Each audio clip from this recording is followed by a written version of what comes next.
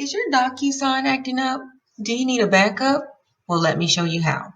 So I'm in Matrix, and normally if you click Zip Form Login under External Link, all right, so you go to Me, Profile and Settings,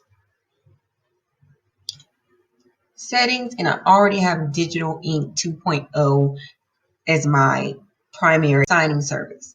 So that's how you do it. Say, okay, so I'm going to get a form on there. There's my Digital Ink 2. So if you don't go under Settings and change it, you can change it here. Next. All right, so I selected my first signer. And this seems like it's required, but when you hit Next, it should take you to the next page. Check your pop-ups. Allow, done. Now hit Next. Okay, so now we're going to set our signing spots up. I have initials there.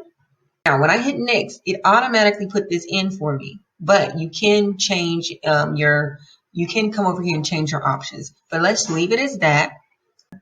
Next. You can customize if you like.